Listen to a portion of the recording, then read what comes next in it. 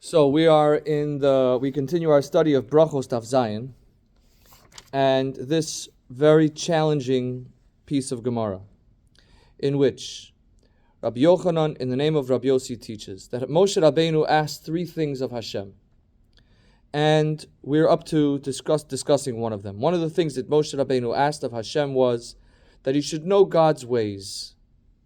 What does that mean? The Gemara describes a conversation between Moshe Rabbeinu and Hashem, in which he said, Ribono Shel Olam, Master of the universe, why is there a tzaddik for whom it is good and a tzaddik for whom it is bad? Tzaddik v'tovlo v'yesh tzaddik v'ralo. Mipnei ma. Yesh rosha v'tovlo v'yesh rosha v'ralo. There is a wicked person for whom it is good and a wicked person for whom it is bad. So this is generally understood to mean that Moshe Rabbeinu is asking, why do good people have such a hard life sometimes? And why do such terrible people sometimes have a good life?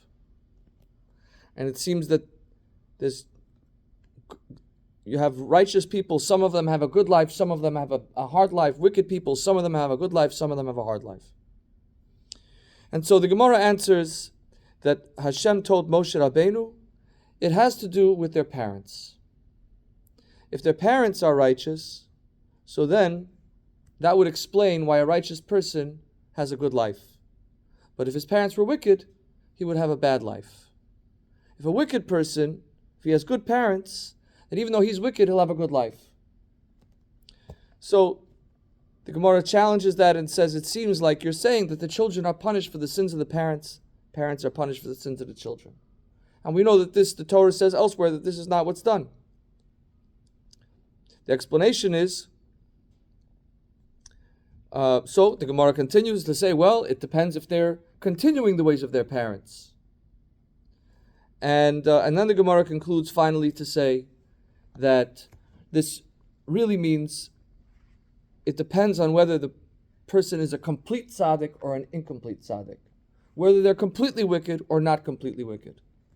So many people understand this. I mean, the most general understanding of this is based on the Mahalach, the path, the approach of the Maharsha, that says simply that when a person is not perfectly righteous, they will undergo some suffering in this life in order to cleanse them.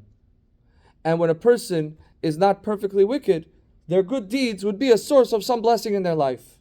And they'll be the righteous person is going through a blessing in this life.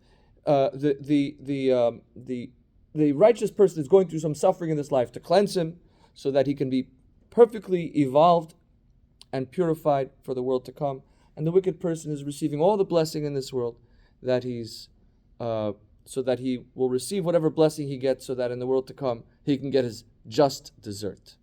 But I'd like to take a little bit of a different approach following the approach of the Rif and Rav Kook, and hopefully it'll also be in line with the Tanya's approach.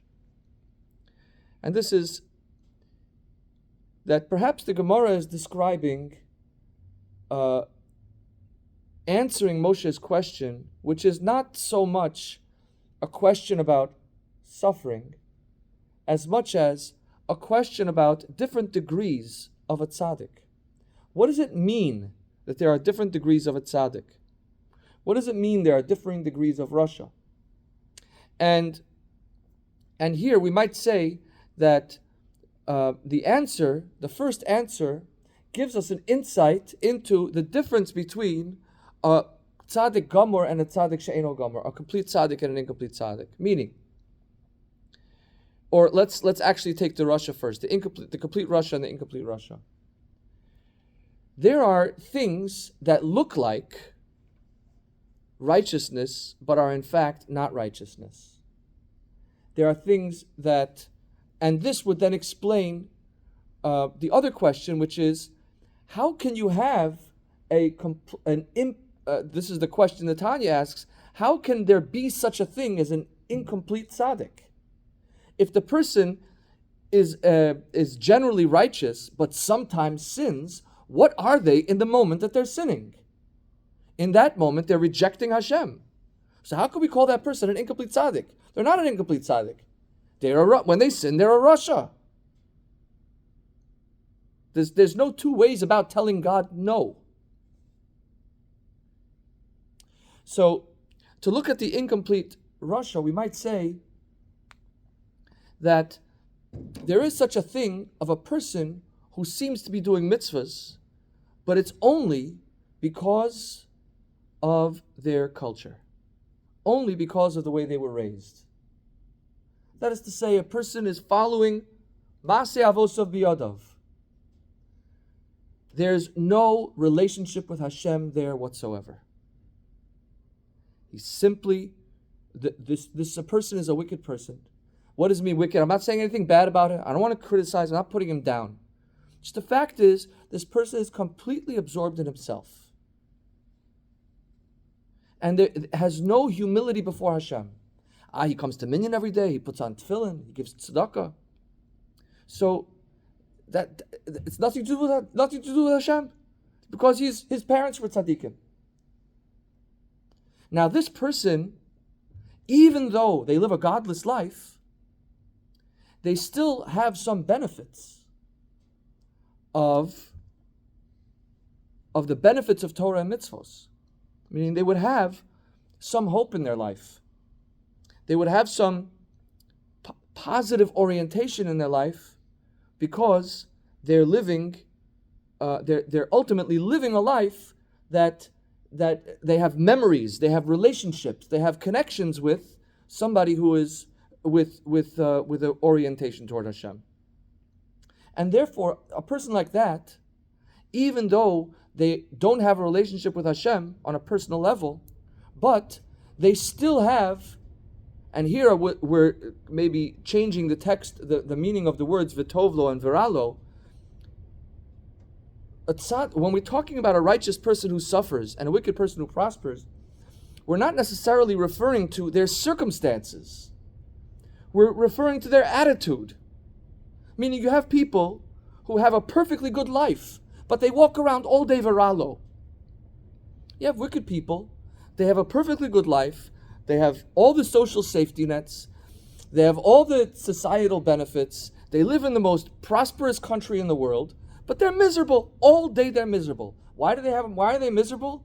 Well, there are cultural reasons for that, why a person might be miserable. Maseh Avosav Biyadav. He's still stuck with his parents' ways. He's still stuck with negative attitudes from the past. You might also have a person who lives in a horrible circumstance, horrible environment, and he's not a particularly spiritual person, not a particularly oriented toward Hashem person, but he has some vestige of a good attitude because he has parents who trained him to smile and to be positive and to have a positive attitude. It's not generated from himself, it's simply coming out of his culture. On the other hand, the tzaddik, you have such a thing where you have a tzaddik who is and here we talk about the tzaddik. Here, the problem of the tzaddik is not that he lives in a materially good environment. That's not the tzaddik's trouble. What is the tzaddik v'tovlo, tzaddik v'ralo, is a spiritual struggle. So you have a person who's a tzaddik v'ralo, a person who lives a completely righteous life, but because they are aware, because their parents were wicked, because they experienced a culture that wasn't healthy, that wasn't spiritually healthy, there's a ralo, there's an experience of suffering that's there on two counts. On one count, it would be simply in his spiritual growth. This is a person who will experience spiritual longing, he'll experience spiritual tension in his life, he'll experience a sense of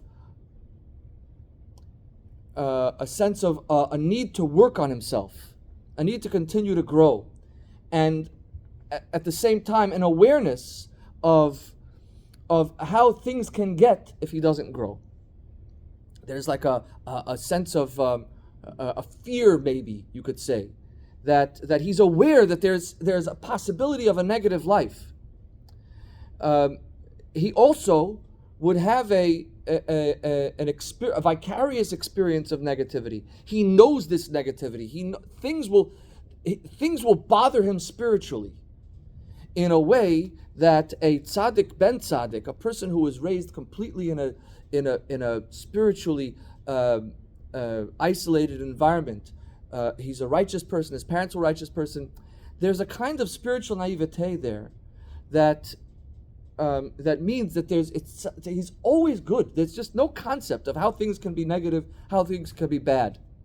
Another example of this is the story of Reb Shimon Bar Yochai. Reb Shimon Bar Yochai, when he came out of the cave twice. The first time he came out of the cave, every time Reb Shimon Bar Yochai was in the cave for I forget the number of years, and he was there. He ran away from the Romans, but during that time, he spent his entire time studying Torah. First time, 13 years. He was there for 13 years, and he's meditating and learning Torah the whole day. He came out of the cave after 13 years, and everywhere he looked, he burned it up. Because he couldn't understand how it's possible that somebody could do anything else other than learning Torah. And there was a sense of an awareness of evil that needed to be burned up. He went back into the cave for another 13 years, and this time, for 1 year. He went back into the cave for one more year, and then he came out, and then it was a peaceful attitude, a peaceful approach. Meaning here there's a sense of comfort and peace with the world, that there's no ra, there's no evil at all. He saw HaKadosh Baruch Hu in everything, and was an integrated and harmonized experience of Tov, such that he was completely a tzaddik gamor at that point. So perhaps al derech zeh, it's possible to say that this is that when a person has and that a lot of this has to do with a person's not their own spiritual walk, but what they've been exposed to in life, and that can then have an impact on their emotional reaction to their spiritual state. But I want to just reiterate the point about the difference between spirituality and culture. And I think this is very important for us always to remember, to check ourselves constantly and to be aware if our spiritual walk right now is simply vestiges of culture, if I'm just following habits, or if I'm really pushing myself to connect with Hashem on a deep spiritual and introspective way, that I'm really looking inward, and that way we can really assess we really have a proper spiritual journey.